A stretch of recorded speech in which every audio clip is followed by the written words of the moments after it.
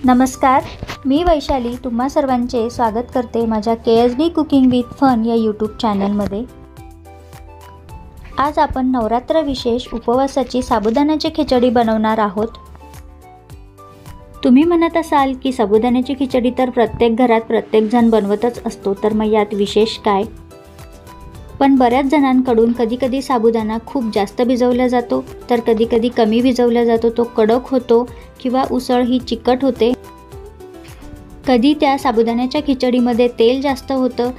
तर ह्या सर्व चुका टाळण्यासाठी आज आपण स्टेप बाय स्टेप ही साबुदाणा खिचडीची रेसिपी बघणार आहोत।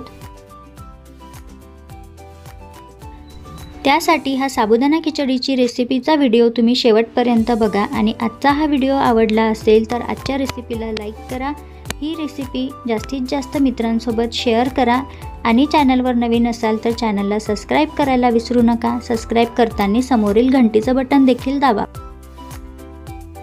साबुदाणा खिचडी बनवण्यासाठी मी इथे 1 वाटी शेंगदाणे गॅसच्या लो फ्लेमवर खमंग भाजून घेते।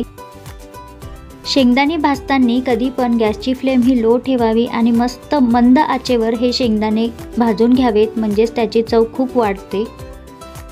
घाईघाईत पटकन शेंगदाणे भाजून व्हावे म्हणून गॅसची मोठी फ्लेम करून हे शेंगदाणे कधीच भाजू नका। शेंगदाणे थंड झाल्यानंतर हे शेंगदाणे मिक्सरच्या भांड्यामधून जाडसर वाटून घ्यायचे आहेत। बरेच जण या शेंगदाण्याच्या साल देखील काढतात। हे बघा, अशा प्रकारे मी शेंगदाण्याचं जाडसर असं कूट तयार करून घेतलेलं आहे। साबुदाणा मी रात्रीच भिजत घातलेला होता। तुम्ही बघू शकता अशा प्रकारे छान कोरडा हा साबुदाणा भिजलेला आहे। हाताला अगदीच कुठेही पाण्याचं प्रमाण लागत नाही।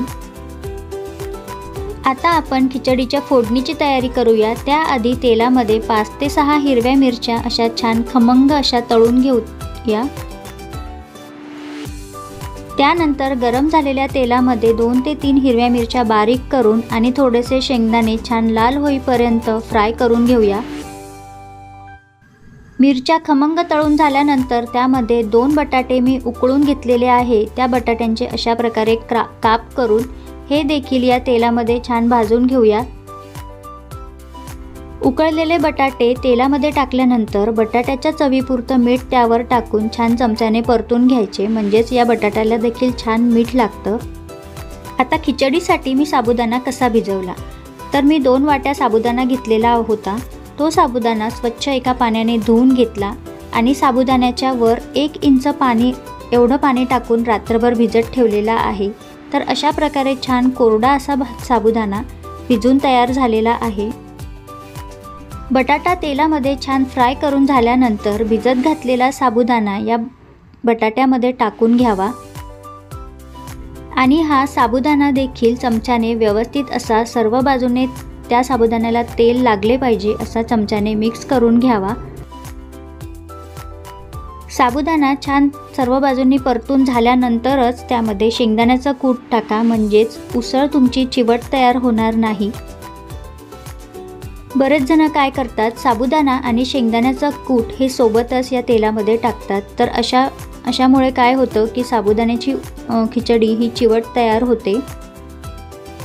चमच्याने हे सर्व साबुदाण्याची खिचडी व्यवस्थित मिक्स करून घ्यावी आणि आपण आधी मीठ टाकलेलं होतं, त्यानंतर योग्य प्रमाणात मीठ टाकून घ्यावं।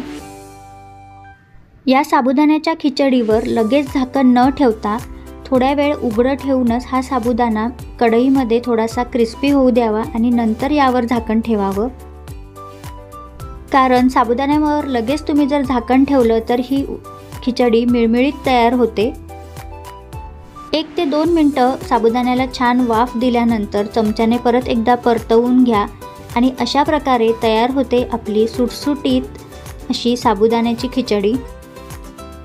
हे बघा, अगदी सुटसुटीत अशी साबुदाण्याची खिचडी तयार झालेली आहे। कुठेही तेलाचं प्रमाण जास्त नाही। अशी क्रिस्पी अशी तयार झालेली साबुदाणा खिचडी ही लिंबू, हिरव्या मिरच्या आणि दह्यासोबत सर्व करा। टिप्स लक्षात ठेवा, साबुदाणा भिजवताना साबुदाण्यापेक्षा 1 इंच वर पाणी ठेवून हा साबुदाणा रात्रभर भिजत घाला, तसेच साबुदाण्याची खिचडी फोडणी देताना बटाटा टाकल्यावर सर्वप्रथम साबुदाणा टाकून कढईमध्ये फ्राय करून घ्या, त्यानंतर शेंगदाण्याचं कूट टाका आणि हे सर्व पदार्थ मिक्स करून झाल्यानंतर लगेच झाकण न ठेवता थोड्यानंतर झाकण ठेवा, म्हणजेच उसळ छान तयार होईल।